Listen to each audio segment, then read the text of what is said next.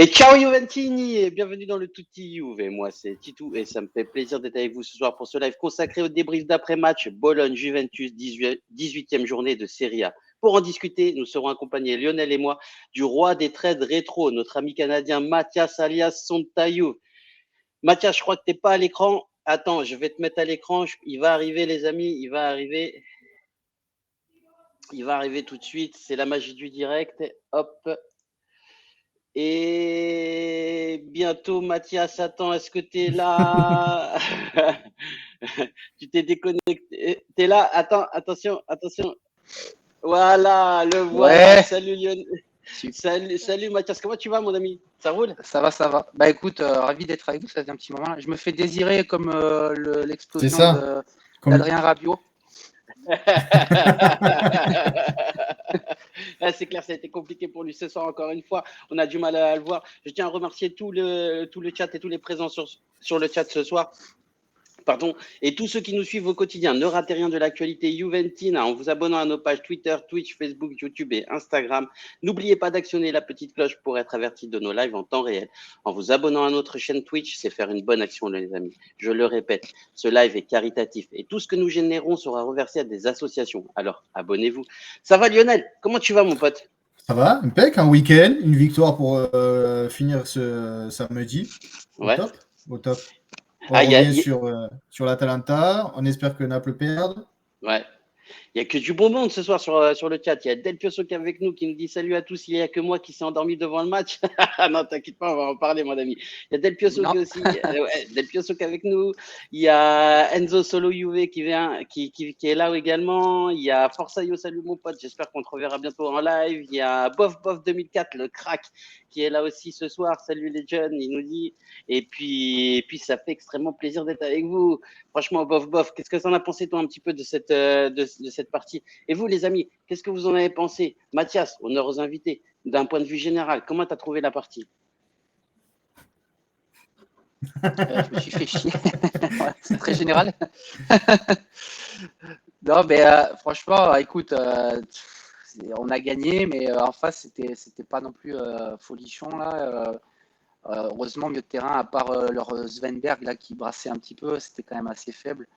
Donc il n'y a pas une réelle concurrence là, c'était compliqué, mais heureusement j'ai envie de dire parce que le niveau c'était encore très très bof là, et puis c'est sûr que c'est ennuyant là. Même moi je peux être adepte à certaines fois du fameux Corto Muso là, mais là c'est vraiment ennuyant là quand même, tu vois, c'est un peu bon. Ouais, c'est exactement. C'est comme le dit Forsaio. C'est mieux quand il y a du brouillard. Au moins, on ne voit pas à quel point on est dégueulasse. Voilà, c'est ça. Exact. Est-ce qu'il est en train de marquer ça avec la bouche pleine de glace au marron? Je sais pas. Je sais pas. Ouais, parce qu'il est un adepte de la glace au marron. Lionel, qu'est-ce que tu en as pensé, toi, un peu d'un point de vue général Alors, entre le brouillard, la prestation de la Juve et le contenu du match entier, on va vraiment retenir que les 3 points. Ouais, parce que je pense que c'est reste, ça. C'est ça qui est hyper important. Et puis après, même le brouillard, vraiment, ça a été vraiment hyper embêtant parce qu'en deuxième partie de deuxième mi-temps, ils ont quasiment tout le temps joué sur le côté droit de la Juve. On voyait plus rien. Exactement. C'était abusé. On voyait rien. C'était incroyable. Et c'est là où on voit l'apport offensif de Cuadrado quand même. Hein. tu le vois que ça joue beaucoup sur le côté droit. C'est ça. Mais même le ballon, tu ne savais même pas où il était, tu ne savais pas s'il y avait des joueurs.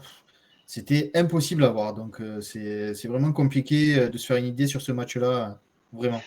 Ouais, en plus, c'est ce que tu as dit. Hein. Dites-nous dans le chat, les amis, qu'est-ce que vous en avez pensé d'un point de vue général de la Juventus. On va en revenir, de ce match surtout. On va y revenir et on va vous commenter.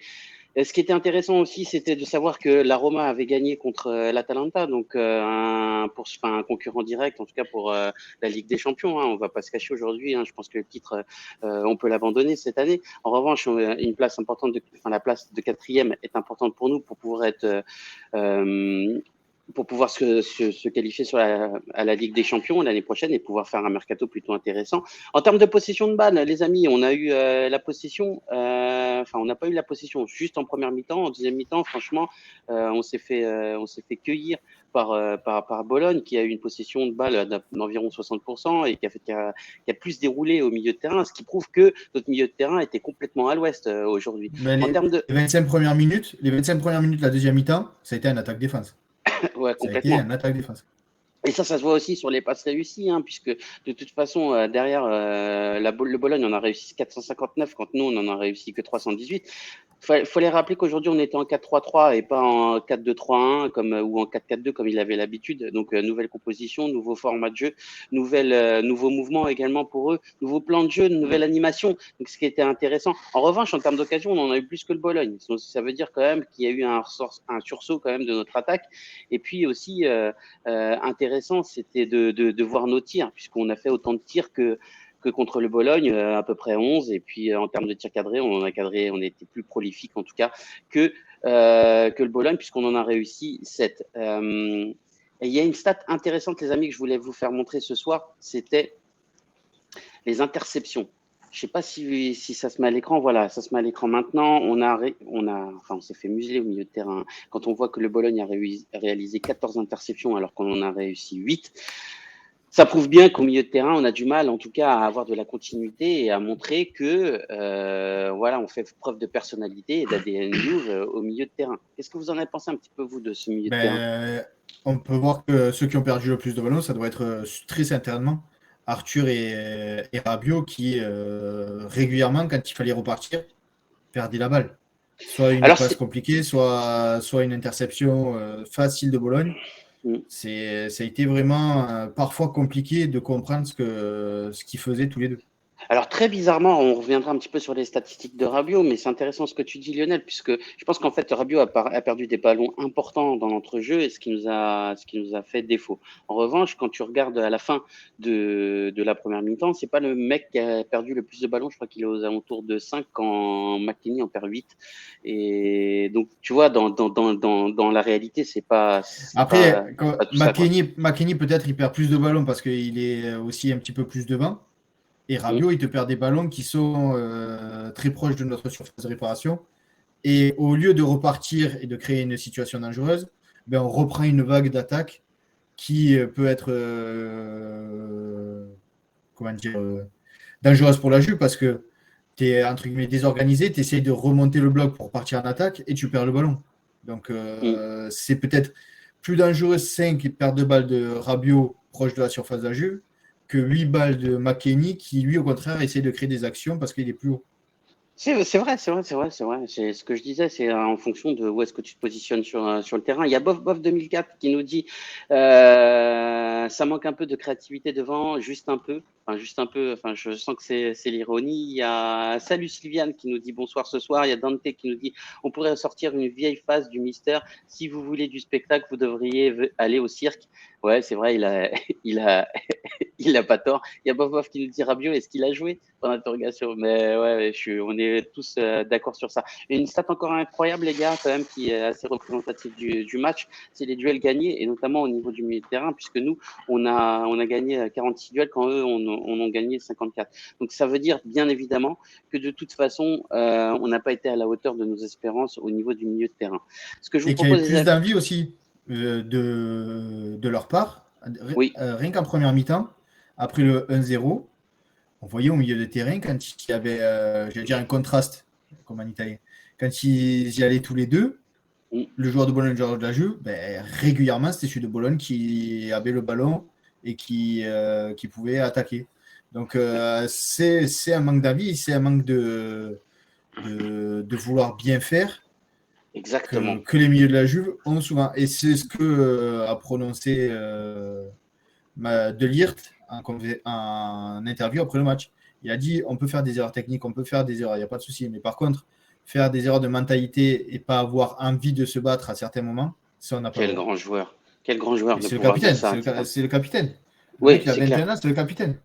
Ah, c'est clair, c'est le seul qui est d'Ayoub et qui a une certaine personnalité et si on avait 11 de Ligt sur la pelouse, je peux vous assurer, les amis, on serait pas aujourd'hui à 31 points. Mathias, si on revenait un petit peu sur les performances individuelles, Chesney, Et on parle un peu de la défense. Donc, c'était un 4-3-3. Chesney dans les cages, Pellegrini à gauche, Bonucci et Delirte dans l'axe, Cuadrado à droite. Qu'est-ce que tu en as pensé un petit peu, toi, de cette défense? On va commencer par le gardien déjà. Szczęsny, il a pas, tu sais, à part un arrêt là sur, je sais plus comment il s'appelle là, le Rodriguez, non, je sais plus. En deuxième mi-temps, sur le côté. Il n'a pas eu grand-chose à faire. Ouais. Justement, d'ailleurs, en aparté, là, je pense que Delirte, il fait allusion à plusieurs faits de match, mais notamment, je sais que Locatelli, c'est lui qui devrait être au marquage de ce gars-là. Il part dans exactement. Son dos et donc je pense qu'il faisait allusion à ce moment-là de concentration là. Alors c'est sûr que Locatelli rentrait, il était peut-être pas encore dans les dynamiques de jeu, mais bon, tu sais, à un moment quand tu rentres, il faut l'être tout de suite là. Mais non, c'est ça, Szczęsny, il n'a pas eu grand-chose à faire. Voilà, de temps en temps sur des corners de Bologne, on entend un petit peu gueuler là. Je sais pas s'il essaye de gueuler parce que c'est ce qu'on lui reprochait des fois d'être un peu leader, ou si justement il est obligé de gueuler pour être leader, tu sais, là où Buffon n'avait pas spécialement besoin de crier haut et fort là. Mais non, après sans aller dans les comparaisons toujours avec Buffon là, il a pas eu grand chose à faire là, franchement. Cuadrado, je sais pas si je dois faire vraiment du cas par cas, mais Cuadrado, c'est sûr qu'il a été les statistiques que moi j'ai mises en ligne là, sur la page, on voit qu'il a été l'homme du match, on va dire, avec Delirte. Dans son apport offensif, c'est celui qui a fait le plus de passes offensives, c'est celui qui a le plus de récupéré de ballons. C'est lui qui nous met au 2-0 alors qu'on était plus proche du 1-1 que du 2-0. Donc, encore une fois, il a su, avec son engouement, son apport offensif, et puis on sent qu'il a une mentalité vraiment aussi d'Ajuve nous a mis à l'abri. Pellegrini, j'ai trouvé un peu moins offensif que d'habitude, mais peut-être qu'aussi il avait comme un, tu sais, Allegri, il a peut-être dit calme-toi au cas où les contre-attaques. Voilà, les consignes qui devaient un petit peu temporiser la chose. Bon, malheureusement, il est sorti et j'espère que ce ne serait pas trop grave. Là, apparemment, c'est juste une sorte de durcissement du mollet. Donc, s'il n'y a pas de lésion, ça devrait aller. Et puis, Bonucci, Delirte, globalement, ça va. Bon, mention à Delirte qui n'a pas eu à faire le match de sa vie, mais c'est juste une mentalité, un placement. Les interventions, tu vois, les peu d'interventions qu'il a eu à faire, elles sont franches, elles sont cliniques. On sent qu'il maîtrise le sujet à l'arrière là. Donc, puis certainement, moi j'ai pas, on voyait tellement mal avec le brouillard que j'ai pas pu regarder en détail, mais je m'attendais à plus d'Arnautovic en face. Peut-être que justement il a bien muselé dans les placements, les appels qu'il a pu faire là. Donc il a sûrement joué son rôle là-dessus aussi, quoi. Ouais. Il y a Sylviane qui nous dit Delirte, très bon match. Il est d'Ajuve sur le terrain et en interview, je suis complètement d'accord avec toi. Je pense que tout le monde aujourd'hui, le monde juventino, partage ton opinion. Il y a Dante qui nous dit Fagioli aujourd'hui avec Ramonez, roulette, talonnade, il marche sur l'eau, mais il était juste incroyable. Cette action est folle. Et les amis, je crois que je l'ai partagé sur Twitter. Si vous n'avez pas vu l'action, allez la voir. Elle est juste incroyable. On dirait qu'il joue dans son jardin avec des copains. C'est limite un football salon et de salle et c'est très Keane, il a essayé de faire la même chose en deuxième mi-temps. Ouais, il a essayé, il s'est fait le croiser. Il y a Chaban Youv qui nous dit salut les gars, salut Chaban, ça fait extrêmement plaisir de t'avoir avec nous ce soir.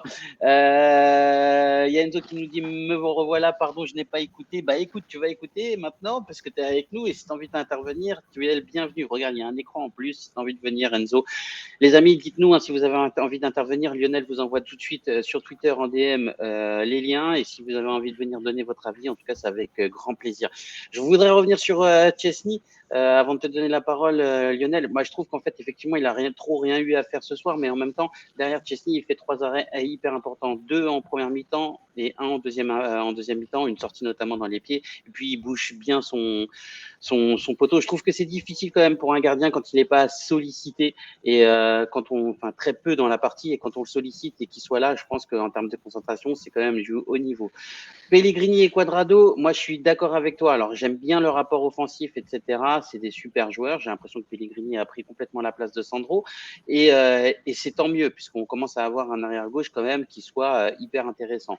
Est-ce qu'il va garder sa place quand il y aura le retour de Danilo, etc. Je ne sais pas, mais en tout cas, pour moi, je trouve que c'est un jeune hyper prometteur. Attention, Pellegrini, ça a été 17 ballons perdus ce soir. Et pareil pour Cuadrado. Cuadrado nous met un but incroyable, mais il a perdu 19 ballons. Je crois que ça a été le joueur qui a peut-être récupéré le plus de ballons, mais derrière, c'est celui qui en a perdu le plus. Alors attention, et notamment en première mi-temps où j'ai trouvé qu'en fait, c'était un peu fébrile sur son côté droit et il avait tendance à être trop devant, trop monté. Et derrière, en fait, on avait un McKennie qui essayait de pouvoir couvrir. Malheureusement, McKennie, il n'a pas la rapidité de Cuadrado. Et ça, j'ai eu quelques frayeurs en première mi-temps. Mathis de Ligt, incroyable. Et Bonucci, franchement, j'ai rien à dire sur cette défense. Lionel. J'allais quasiment dire la même chose. Chesney, il a fait les parades qu'il fallait faire et il a toujours ce jeu de pied qui est moyen, très moyenasse, où il fait des dégagements en touche ou pas précis. Donc c'est ce qu'il faudrait peut-être qu'il essaye d'améliorer là pour la seconde partie de saison. De Ligt, Bonucci, assez costaud. De Ligt, vraiment monstrueux. Mais quand je dis monstrueux, c'est vraiment monstrueux le match qu'il a fait. Dans le placement, dans la mentalité. C'est tort. Le mec, c'est tort. Tu vois, grand, blanc au milieu, il attire tout. C'est clair. Pellegrini, bon, entre guillemets, offensivement quand il doit monter. Par contre, il a un déchet énorme sur les centres. Et ça, c'est malheureux. Il va falloir qu'il s'améliore. Il est jeune. Hein. Il est jeune. Au moins, il centre par rapport à Alexandro, déjà. Mais il va falloir qu'il améliore ces centres-là parce que c'est malheureusement pas assez souvent précis pour créer une situation dangereuse. Alors attends, je vais essayer d'avoir la stat pour les centres. Ah non, je ne l'ai pas du tout. Je suis désolé Lionel, je t'ai coupé. Non, t'inquiète. Mais me recoupe plus comme ça, hein, sinon je m'en vais.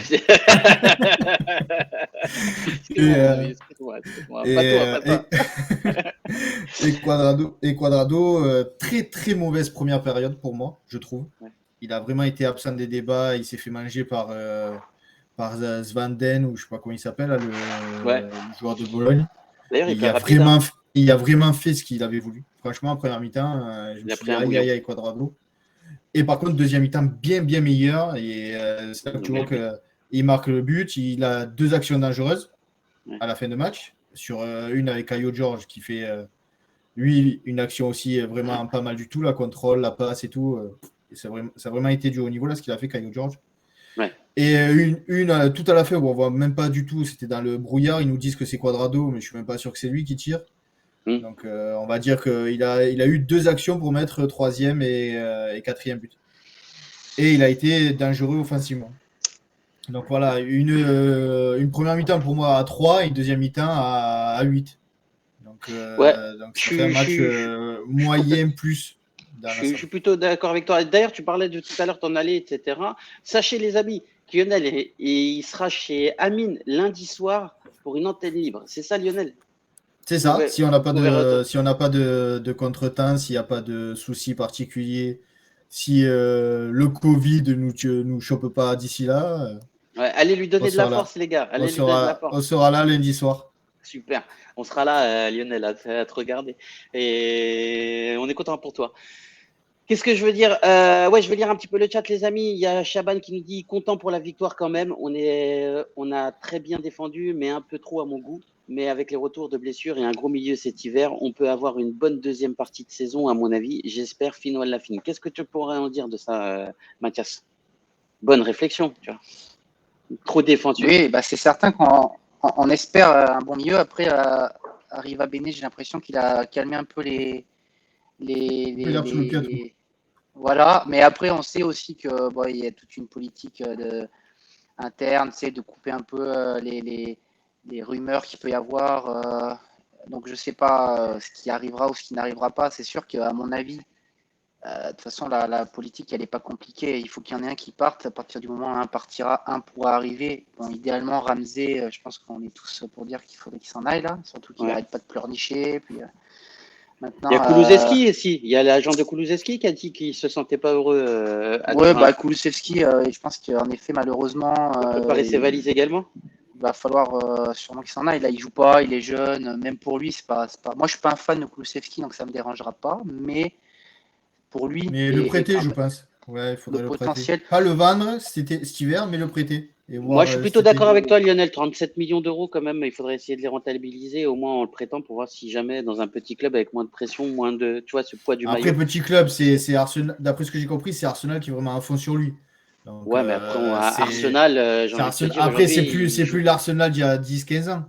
Mais c'est ça, il joue pas le haut du tableau, tu vois, il joue pas le mais c'est quand même un club, tu vois, où par rapport à la Juve, où il joue contre des équipes qui sont assez resserrées derrière, où il y a peu d'espace par rapport à ce qu'il avait à Parme, en Angleterre, je pense qu'il risque de s'épanouir un peu plus. Ouais. Je pense. Je suis d'accord. Moi, je suis d'accord avec les espaces et tout. Ouais, pareil. Excuse-moi, Mathias, tu voulais dire quelque chose? Oui, non, je rebondissais pour dire qu'Arsenal, en effet, c'est pas un monstre en Angleterre, mais on est un peu au même niveau cette année. Donc, au final, ça serait pas plus mal pour lui qu'il aille à Arsenal. Mais non, en Angleterre, pourquoi pas. Mais milieu de terrain, je sais pas qui pourrait arriver. Je pense pas les Tchouaméni. On peut mettre une croix dessus. On parle là dernièrement de Pogba. À la rigueur, pourquoi pas. Si on vend faut vendre Ramsey et Rabiot, c'est certain au niveau du salaire. Ah oui, il y a une vieille rumeur qui est sortie. Ramsey, tu le vendras contre Sandro et qui d'autre là? Oh non, Sandro Rabiot. Et Rabiot, non, j'y crois vraiment pas. Ramsey, soit tu le prêtes, soit tu le fais partir gratuitement. Mais tu le vendras pas, tu feras pas d'argent sur lui. Mais si imaginons Ramsey s'en va, parce que lui, il coûte un bras au niveau du salaire. Tu en as un entre Rabiot et Arthur qui ont aussi des gros salaires. Sincèrement, la Pogba, moi, j'y mets des pincettes, mais pourquoi pas, sur le principe. Je ne vois pas Manchester United en fait se séparer d'un élément crucial à 6 mois, sachant qu'ils ont déjà perdu le joueur pour quelques millions d'euros, alors que son impact sur la fin de saison est beaucoup plus important. C'est notamment s'ils passent un tour de Champions League, s'ils peuvent arriver et grappiller une ou deux places au championnat. Tu vois, les retombées économiques seront beaucoup plus importantes que la vente du joueur et de payer la fin de son salaire sur l'année. Et c'est pour ça que je me dis que j'y crois pas vraiment. Ça me semblerait pas logique, tu vois, de pouvoir le vendre quelques millions d'euros. Franchement, je vois pas l'intérêt pour Manchester United. Après, ce qu'Arriva Bene voulait signifier surtout, c'est que je pense qu'il y a beaucoup de gens qui pensent qu'avec l'augmentation de capital de 400 millions, ça va être 400 millions pour le mercato et ça va être pompé là. Ouais. C'est pour ça qu'il a vite coupé l'herbe sous le pied à tout le monde en disant attention, c'est pour le développement stratégique de la Juve à long terme. Et on ne fera pas des folies cet hiver, donc vous attendez pas à un mercato impressionnant. Donc très sincèrement, je pense que ça va être un mercato entre guillemets au rabais, en cherchant des opportunités qui vont permettre d'améliorer quand même un peu la Juventus. Donc un attaquant après, comme on parle de Icardi, de Martial. Exactement. Mais après au milieu, je pense que s'il y a un milieu qui doit arriver, ça sera Zakaria avec 5 ou 6 millions d'euros, puisqu'il a fait le contrat aussi. Complètement. Donc pour devancer la Roma et devancer le PSG qui sont aussi sur Zakaria, ça peut être, je vous lâche entre 3 et 5 millions d'euros pour le récupérer. Et ça peut être un milieu intéressant pour la deuxième partie de saison. Après, je ne pense pas que des Pogba, des gros noms bougent en plein milieu de saison. Je suis complètement d'accord avec toi. Et d'ailleurs, on a fait un live cette semaine, sur le mercato. Qui en entrée, qui en sortie, les amis, allez le voir. Il est disponible sur la chaîne YouTube et encore quelques jours sur la chaîne Twitch, en tout cas TuTiU. Avec Elvin qui confirmait ou infirmait certaines choses qu'on disait. Donc Elvin qui a des bonnes infos aussi, donc il n'y a pas de souci. Allez voir tout ce qu'on a discuté ensemble et c'était plutôt cool. On a croisé nos informations, c'était hyper intéressant. En tout cas, les gars, le live dure une bonne heure et demie, je crois. Donc, allez vous enjailler sur ce live, en tout cas. Il y a Chaban Diouf qui nous dit « Et Morata, les gars, malgré il croque beaucoup, au moins il se donne, il s'arrête jamais, il a de l'envie. » C'est vrai, Chaban, moi, en tout cas, c'est ce que j'ai pu noter aujourd'hui, en tout cas sur la première mi-temps et puis un peu sur la deuxième mi-temps, même s'il a baissé de régime, mais on y reviendra tout à l'heure sur la phase offensive. Lionel, prends la parole un petit peu pour ce milieu de terrain. Donc, on était un peu sur un 4-3-3, on en a parlé de la défense. Est-ce que là, on va parler du milieu de terrain qui était composé de Rabiot, Arthur, McKennie. Qu'est-ce que tu en as passé, toi, mon pote? On va passer par Arthur, j'imagine, non? Arthur, pour un match entier qu'il a joué, il a fait quelques passes en avant, mais c'est toujours trop de touches de balle, trop de gris-gris, trop de tours, trop de... En première mi-temps, je le voyais courir, il faisait des demandes, des appels de balles, mais il se cachait toujours derrière un mec, donc c'était impossible à trouver. Physiquement, c'est compliqué s'il doit aller à l'épaule, s'il doit aller grappiller un ballon, il n'a pas le physique. il se fait Et exploser malgré tout le tout, temps. ça a été quand même un des meilleurs milieux de terrain, hein, malgré tout, hein, en tout cas des Ouais, titulaires, hein, j'entends bien. Locatelli est rentré, on a vu la différence, mais dans ce des trois milieu. qu'il y avait là, c'est pas, tu vas pas dire avec ces trois-là, je vais gagner avec des champions ni au championnat. C'est Non, pas ni possible. la coupe, hein.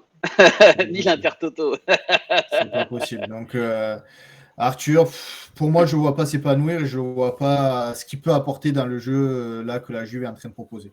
Donc, Et pourtant, il a.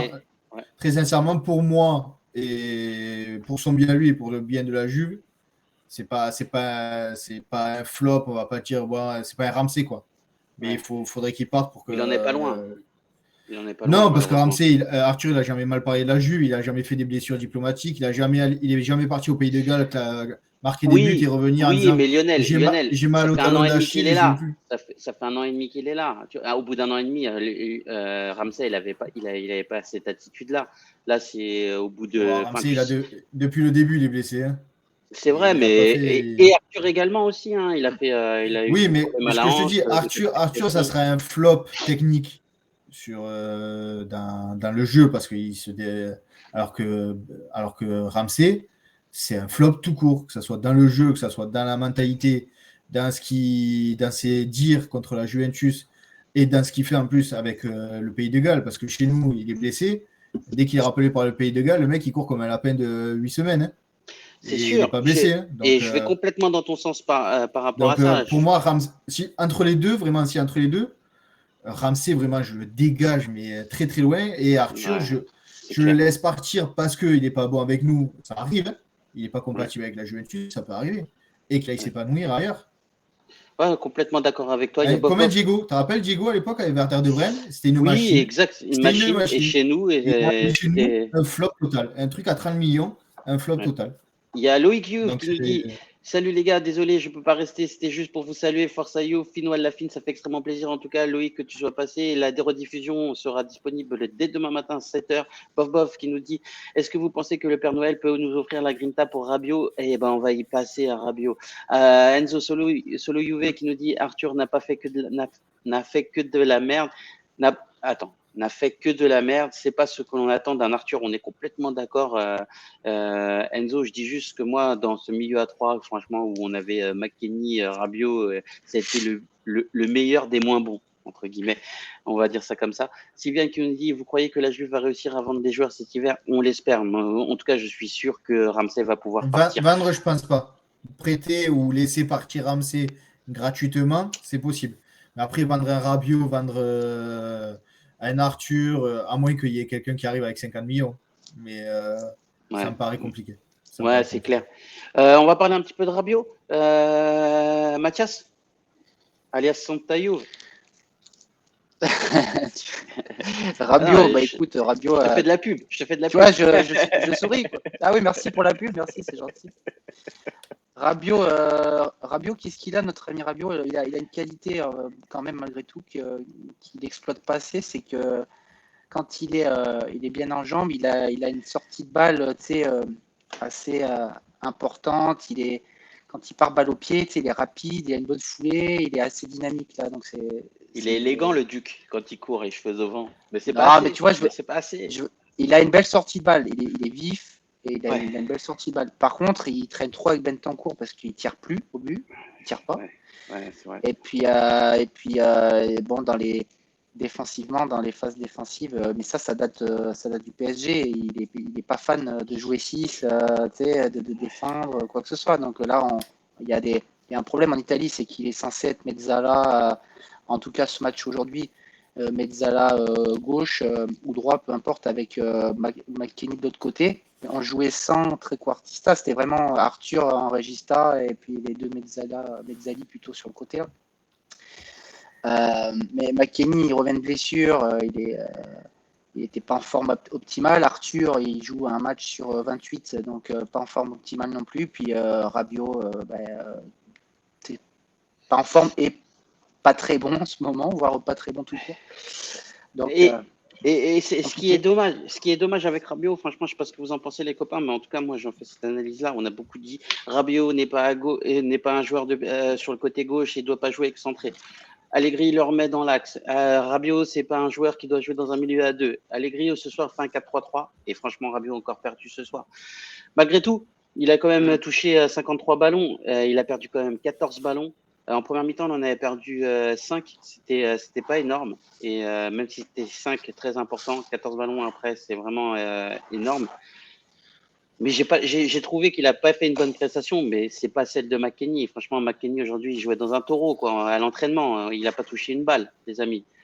Je sais pas si Lionel, tu as pu voir ça, mais franchement, McKennie, Mais après, McKennie, jamais il touche beaucoup de ballons par match. Hein. Tu le vois, c'est mais là, il court de partout. 72 minutes de jeu, 21 ballons touchés. Enfin, c'est compliqué là, ça devient plus. Après, en première mi-temps, il jouait du côté où il y avait le brouillard, donc les gens ils jouaient de l'autre côté aussi. C'est pour ça. Il a perdu 12 ballons sur les 21. T'imagines 12 ballons sur les 21. C'est problématique, franchement. Mais après, on le sait tous, hein. On sait que notre milieu de terrain, c'est un milieu de classement, justement. C'est pas un milieu de Juventus. Ouais. Donc, on va avoir ses stats toute la saison.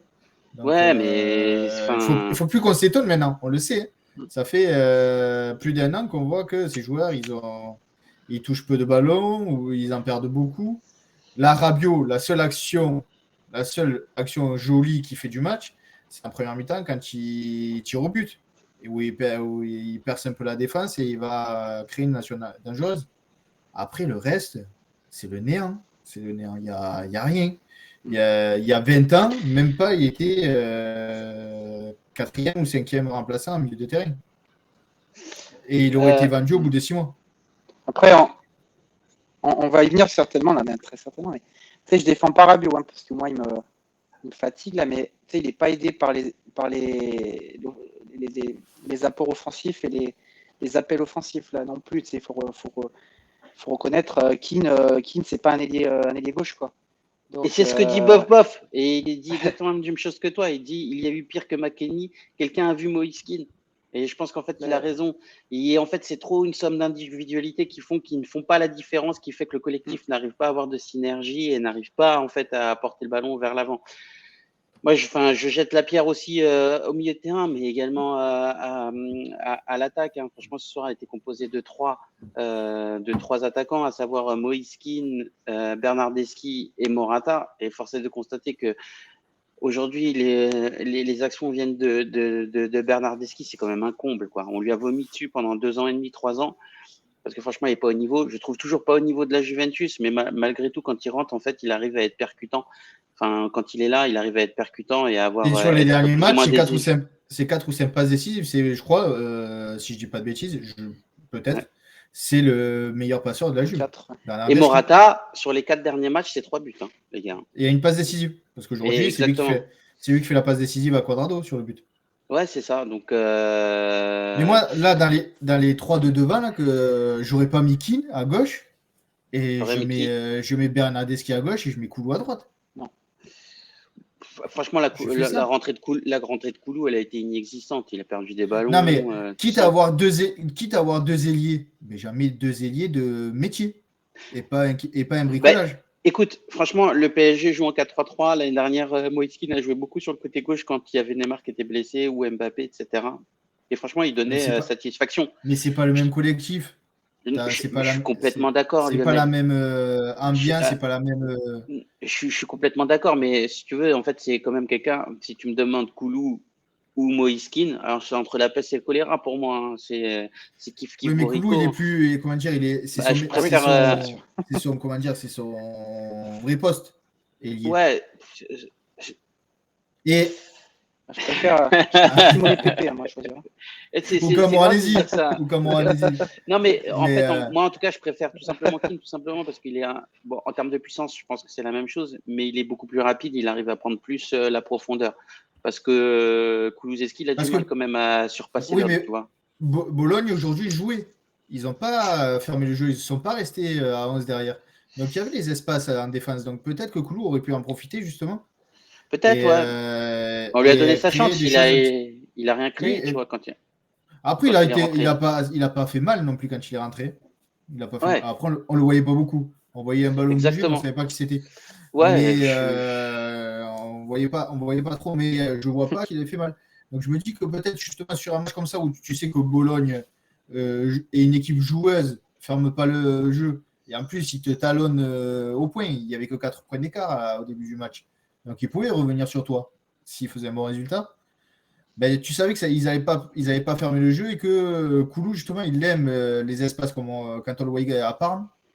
Il adorait ça. Donc, ça aurait pu être une situation et justement avoir 2 ailiers de métier sur le côté et pas encore un bricolage avec Moiskin qui, oui, il peut dépanner à gauche, mais c'est pas son vrai poste. C'est vrai. Ou même Caio George, parce que quand il est rentré, Caio George, il a été intéressant. Donc, tu peux le mettre sur un côté et tu gardes Keane pour remplacer Morata en cours de jeu ou te laisser peut-être justement une possibilité sur le côté si vraiment il y a un souci, il y a un blessé, tout ça. Mais tu essayes de mettre les gens qui sont sur le banc de métier au bon poste. Ouais, c'est vrai. Il y a Paquito62 qui nous dit, Paquito62, qui nous dit meilleur passeur de la Juventus, mais franchement, le match de Bernardeschi contre Venezia, ce n'est pas normal. Il a bip toute notre attaque. Moi, je suis complètement d'accord avec toi sur ce match-là.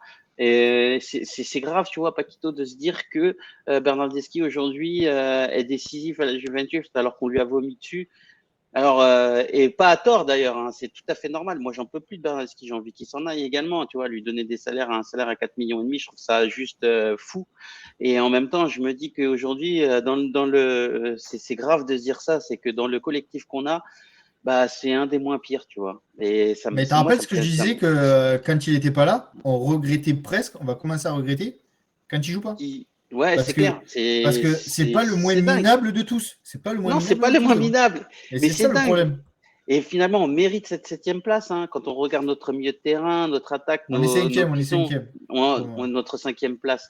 Mais bon, il y a tous les matchs qui n'ont pas été réalisés. Mais si, ça reviendra pas derrière. La Lazio a gagné, la Roma a joué.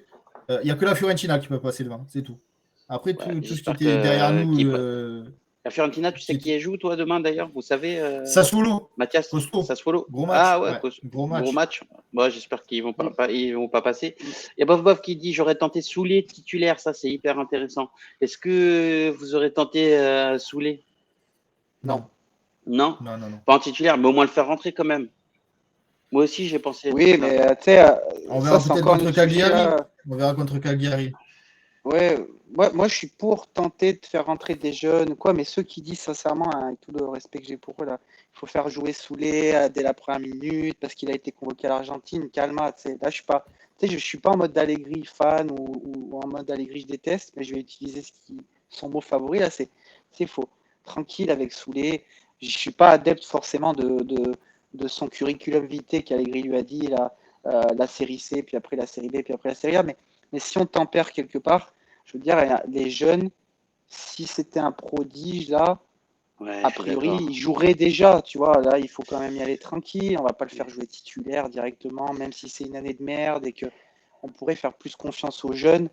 Tu sais, il faut y aller plus tranquillement. Et puis, c'est pas lui qui va nous sauver la Juventus ou quoi que ce soit, tu vois. Donc, non, pour moi, là, il n'aurait pas eu sa place titulaire et quand bien même le faire rentrer à la fin, ça n'aurait pas changé grand-chose. À partir du moment où Cuadrado a mis le 2-0, après, ça ne servait plus à rien de faire rentrer un élément offensif. Là. Ouais, donc, ça c'est vrai. C'est vrai aussi. Bon, après, tu aurais pu aussi le faire rentrer, parce que tu te dis à 2-0, ils vont pas revenir. Et puis, après, tu peux te dire aussi, Locatelli, tu vois, en défense, ça peut être débouché. Medel, il peut péter un plomb, il lui sauter dessus. Et le blessé aussi, parce que Medel, il a fait la pute tout le match. Tout le match, il a fait la pute. Donc, il aurait pu à un moment donné saouler et essayer de faire un dribble. Et au 3e dribble, tu vas avoir Medel qui arrivait les 2 jambes levées et qui pouvait lui faire mal. Donc le match était plié 2-0. Il n'y avait pas grand intérêt pour moi de le faire entrer à ce moment-là. Ouais. Et puis il faut pas oublier qu'aussi, tout simplement, c'est que Keane, aujourd'hui, c'est un jeune joueur qui a aussi besoin de jouer, qui a besoin aussi de prendre de l'importance, etc. Et si tu as un joueur comme ça que tu fais pas jouer, mais comme Koulou d'ailleurs, hein, et tu les fais pas jouer, et Soulé aussi, ça serait le cas, Fadjoli si jamais il monte en première, Pellegrini aussi, c'est le cas. On a besoin d'avoir des joueurs qui puissent trouver de la continuité et avoir il y a que 11 titulaires et malgré tout, il n'y a pas de la place pour tout le monde. Il y a Bobov qui nous dit entre Soulé et le cadavre de Moïse Keane, je préfère Soulé. Ouais, mais j'ai bien si Chiesa n'était pas blessé, Soulé, il serait même pas en équipe 1. Donc voilà, ouais. qu'on profite, qu'il joue ses 5, 10, 15 minutes de temps en temps pour goûter ce que c'est la Serie A et voir le niveau que c'est la Serie A. Et je pense très certainement que si c'est vraiment un excellent joueur, comme beaucoup le disent, l'année prochaine, il sera dans l'équipe première un petit peu plus régulièrement. Mais si on avait une équipe comme celle qu'on a en 2015 ou 2017, les Soulé, les jeunes joueurs comme ça, mais même pas on en parlerait. Non, même pas on en pas. parlerait, on les laisserait en U23 parce qu'ils n'auraient même pas leur place. Je suis complètement d'accord C'est sur parce qu'on ça. a une équipe qui est nulle, qu'on se dit on va chercher des jeunes joueurs avec tout le talent qu'ils ont. Mais voilà, c'est des jeunes joueurs de 18 ans il faut intégrer petit à petit. Et je dis pas qu'il ne faut pas les faire jouer, mais il faut les intégrer petit à petit pour pas leur brûler les ailes. Parce que moi, je suis d'accord avec Chris. S'il faut un match, 2 matchs, au bout du 3e, du 4e, ils font n'importe quoi. Ils vont se On va faire leur tomber dégommer sur dessus. Internet. C'est ça, ils vont se faire dégommer sur Twitter, sur les réseaux sociaux, en disant mais pourquoi on le fait jouer? Il n'a pas les épaules pour jouer en Serie A, qui retourne en U18 ou en U23. Et puis même, c'est de la Donc, responsabilité aussi du coach de ne pas il les faut les, cramer trop jeunes. il faut Tu les vois. faire jouer petit à petit et qui prennent confiance, qui prennent l'habitude de jouer contre des équipes de Serie A parce que ça va quand même un petit peu plus vite qu'en U23. Il y a plus d'impact, il y a plus de physique. Donc, il Alors, jouera petit. il y a Diego qui nous dit, tout à l'heure j'ai discuté avec lui et tout, je pense que c'est toi, Diego 122, qui était sur... je reviendrai sur Dante Naikol qui nous dit tout simplement que en fait Morata sur le côté gauche avec sa pointe de vitesse ça pourrait être intéressant. Bah, je trouve qu'en fait il a réduit hein, en termes de vitesse et balle au pied. Je trouve qu'il est un peu moins bon et moins percutant que les années d'avant. Mais il y a un truc intéressant, je voulais revenir, c'était sur Diego. Tout à l'heure j'ai bien rigolé avec eux cet après-midi. En tout cas on a un chat sur Twitter où il y a plein de Juventini et franchement les mecs ont été incroyables et je vous remercie les gars. Franchement c'était juste incroyable. Il me dit t'as vu Titou? Je t'avais dit, le 4-3-3, c'est la vie. Alors, je ne sais pas si Enfin, moi, personnellement, hein, vous me connaissez, hein, je ne sais pas si c'est le 4-3-3, c'est la vie, si c'est le 4-4-2-3-1, si c'est le 4-4-2, si c'est le 3-5-2, si c'est etc., etc.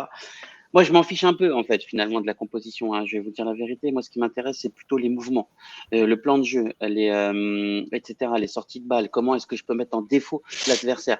Tu peux avoir un 4-3-3, tu peux avoir un 4-4-2, tu peux avoir un 3-5-2. Et si tu n'as pas de mouvement, pas de jeu en triangle, pas de joueurs qui décrochent pour pouvoir amener de la densité devant la surface ou en tout cas pouvoir laisser partir aussi tes latéraux pour pouvoir amener ce surnombre devant la surface, ça m'intéresse pas, tout simplement. Je vous le dis, sincèrement, je suis pas fervent du 4-4-2, du 4-3-3, etc.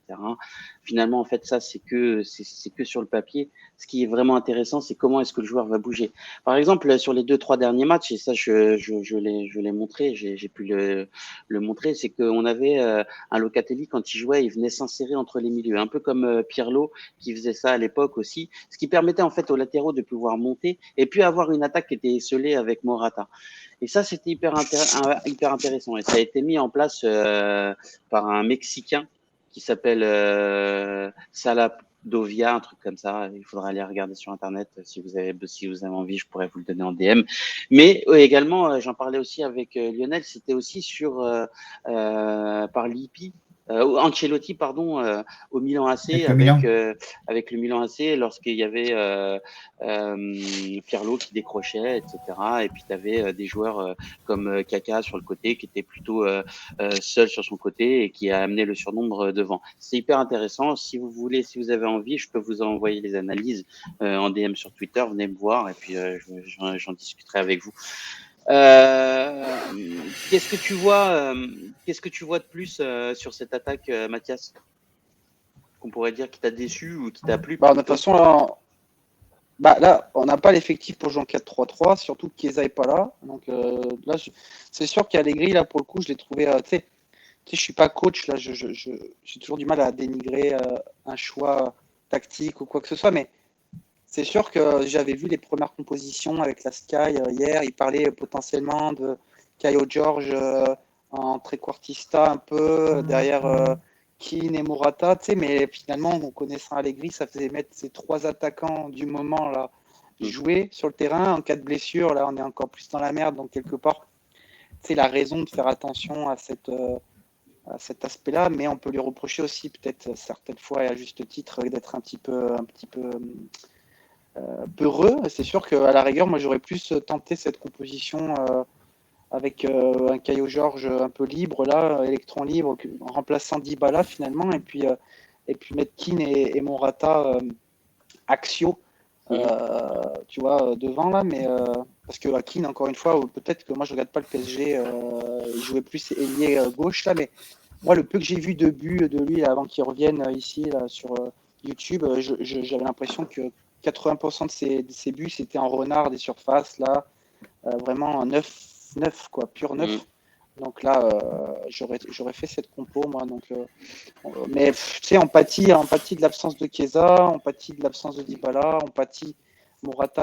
Et Locatelli qui cette semaine était un peu malade, donc c'est pour ça Ouais, qu'il n'a pas commencé. Donc c'est ça. ça doit être Morata, ça a changé les plans d'Allegri, je pense, pour ce match. ouais, certain. Morata, tu sais, il a l'aspect mental, on sait que c'est un problème chez lui. Là, c'était pas le pire match qu'il ait fait.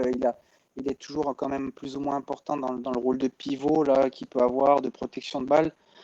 Donc c'est vrai que moi je te rejoins Titou sur le fait que ailier gauche, il a perdu un petit peu en vitesse ou quoi que ce soit. Donc là, central, ça va très bien, mais tu sais, c'est sûr que là, dans le rêve absolu, hein, pour le nommer, un gars comme Vlahovic sur ce match-là, il aurait été beaucoup plus physique sur Medel, là, parce que Medel, il ressemble à rien, ce gars, un petit nain, là, et finalement, il a mis des coups à Morata.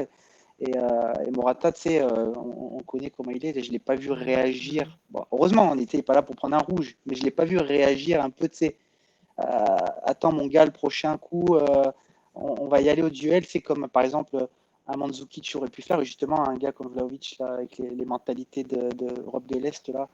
C'est ça qui manque de la niaque un petit peu là devant. Là. Donc ouais, pas flamboyant l'attaque du jour là. Alors, la sortie de balle, en fait, avec le Regista, en fait, qui descend entre les centraux, ça s'appelle la sortie La Volpiana. Et La Volpiana, c'était le coach mexicain qui a mis ça en œuvre lors d'une Coupe du Monde. Vous pouvez aller voir sur Internet et vous documenter, c'est hyper intéressant. En tout cas, pour les aficionados de la tactique comme moi, qui aiment un petit peu connaître un petit peu d'où viennent ces mouvements de jeu. Il y a Sylviane qui dit: j'ai remarqué qu'en phase offensive, le joueur garde trop longtemps le ballon et fait une passe tardivement. Les défenseurs adverses ont le temps de revenir sur les actions, foire complètement. Je ne sais pas si je suis assez clair. Tu peux peut-être être un peu plus clair, Sylviane, mais si je comprends ce que tu veux dire, c'est qu'en fait, on se fait presser lorsque tu as le Regista qui descend entre les deux centraux. Oui, c'est vrai, mais ça amène justement un boulevard derrière les attaquants et derrière les milieux de terrain, ce qui permet en fait sur un ballon un peu lobé de pouvoir avoir un 3 contre 2 en phase offensive et c'est hyper intéressant. Mais si vous voulez, si tu veux, Sylviane, je t'enverrai toutes les captures d'écran que j'ai, etc. Et ce sera peut-être plus simple. Diego, s'il avait envie, tout à l'heure, Diego, je parlais avec lui, s'il a envie de venir s'exprimer, hein, tu es le bienvenu, hein, mon ami. Mais dis-nous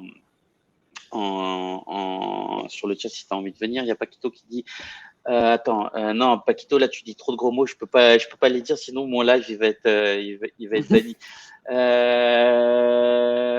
Il y a Paquito qui est plutôt d'accord sur Morata, qui pense que ça pourrait être quelqu'un qui pourrait aussi être sur le côté. On l'a testé plusieurs fois hein, sur le côté. C'est vrai que au premier ère à l'école, il a joué un peu sur le côté, il était pas mauvais. Et en même temps derrière, j'ai pas trouvé que, enfin cette année, je trouve un peu comme toi, Mathias, je pense qu'il est, il est pas assez, il est plus assez vif pour jouer là, en fait, tout simplement. Je vais regarder un petit peu le chat. J'ai remarqué qu'en phase offensive, le joueur garde trop un tac. Non, c'est pas ça. Je pense qu'il faudrait. Paquito qui nous dit, je pense qu'il faudrait Il faudrait test 4-2-3-1, la défense classique, sauf si possible Kielo pour Bonucci, milieu Locatelli et des autres Bip pour l'accompagner avec Morata à gauche, Dybala, Caio, centre, Koulou, Bernadette à droite, Keane en pointe. Ouais, c'est un schéma sur lequel en fait tu peux tester. Mais encore une fois, comme l'a dit Lionel tout à l'heure, Caio, etc., est-ce qu'on les fait rentrer dès le départ? Est-ce que c'est un des joueurs qui ont la capacité à pouvoir tirer la Juve vers le haut? Je ne sais pas. Donc voilà, les amis. Donc voilà. Je pense qu'on a fini pour le débrief. Et puis trop rien à dire. On a tout dit, ouais, c'est ça, on a tout dit. Pas grand-chose à dire. Bon, les amis, je tiens à vous remercier, en tout cas, tous les présents sur le chat ce soir et tous ceux qui nous suivent au quotidien. Ne ratez rien de l'actualité juventine en vous abonnant à nos pages Twitter, Twitch, Facebook, YouTube et Instagram. N'oubliez pas d'actionner la petite cloche pour être averti de nos lives en temps réel. En vous abonnant à notre page Twitch, c'est faire une bonne action, les amis. Je le répète, ce live est caritatif et tout ce que nous générons sera reversé à des associations. Alors, abonnez-vous. Lionel, nous, quand est-ce qu'on… toi, déjà, Lionel, je sais que tu es chez Amine lundi soir, donc allez lui donner de la force, les amis. C'est ça. On sera tous derrière toi, Lionel. Forza tutti invité par mon copain Amine, donc on va essayer de voir, ce que ça donne et d'être le plus pertinent possible. Et parce que avec tout ce monde qui a sur son live, c'est un peu impressionnant, mais bon, on va être bien. C'est hyper cool, en tout cas, c'est hyper cool. Son Taillou, Mathias, tu nous prépares un petit trade rapidement ou… Ouais. Tu sais, moi, c'est un jour je me lève, j'en fais un. Là, c'est comme pas prévu dans l'immédiat, mais certainement pour la période de vacances, là, il va y en avoir un qui va sortir. Ouais. Écoute, du coup, allez suivre la page de Mathias. Mathias, merci beaucoup d'avoir été là. Tu sais très bien, on est en relation assez souvent. Tu viens quand tu veux. Il y a toujours un écran pour toi. Tu fais partie de l'équipe. Si tu as envie de venir, tu viens. Il n'y a pas de sujet. Et merci beaucoup, en tout cas, pour tous les trades que tu nous fais et toutes les informations. Mercato aussi, j'ai vu que tu faisais pas mal d'informations Mercato en ce moment, que tu relayais aussi beaucoup d'informations, etc. C'est toujours intéressant pour nous. Merci beaucoup pour tout le travail effectué. C'est pas évident, les amis, c'est pas évident. Je vous assure que quand il faut se lever, aller chercher sur Internet, contacter les personnes, est-ce qu'il y a une information qui est sortie, etc., vérifier l'information si elle est bonne, pouvoir la sortir, etc., c'est très compliqué. Donc, merci beaucoup, Mathias, de faire ça pour nous au quotidien. Merci aussi, Lionel, qui le fait aussi beaucoup au quotidien. Et super top. Les gars, toutes ces personnes-là, ils sont hyper accessibles et moi aussi, si vous avez envie qu'on en parle de la Juventus, soit que ce soit en DM ou en tout cas dans les groupes Juventine ou sur Twitter, il n'y a pas de problème. Tous les avis sont bons à prendre. Ah tiens, je tiens juste à dire une chose avant de partir. On m'a dit que j'étais un pro Allegri, Lionel. T'entends ça? Il se trompe pas. Ah, le bat. Ah là, c'est pas vrai. Non, franchement, Lionel. Il nous a annoncé avant le live qu'il était interiste aussi. Donc, il faut faire attention à ce monsieur. Il faut faire attention à ce monsieur. Je vais passer une mauvaise nuit à cause de toi. Non, bien évidemment, les amis, je ne suis pas un pro Allegri. Moi, je dis juste que c'est à la fin du bal qu'on paye les musiciens. Laissons-lui faire son travail. Je ne vais pas lui cracher dessus maintenant. Enfin, même si je suis pas d'accord avec tous ses choix et il y a eu beaucoup de lives en tout cas pour le prouver. Mais quand il partira, on fera le bilan et sincèrement, ça je vous assure, on fera un live sur le bilan d'Allegri et si c'est positif, vous me verrez dire des choses positives. Mais en tout cas, vous me verrez aussi dire ce que j'ai pas aimé chez lui. Et si c'est négatif, je crache là-dessus comme l'ensemble des Juventines et a raison. Voilà les amis. Je vous fais des grosses bises et nous, on se donne rendez-vous mardi soir pour un live, en tout cas débrief d'après-match. Est-ce que tu seras avec nous, Mathias, mardi soir? Non, malheureusement, c'est le décalage. Je te prends dépourvu là. Et oui, en semaine, c'est compliqué pour Mathias. Ah ouais, c'est vrai, il est au Canada, il n'a pas la même, les mêmes horaires que nous. En tout cas, je vous embrasse les amis. Forza Juve, 3 points qui fait plaisir et à bientôt, à mardi. Ciao, ciao.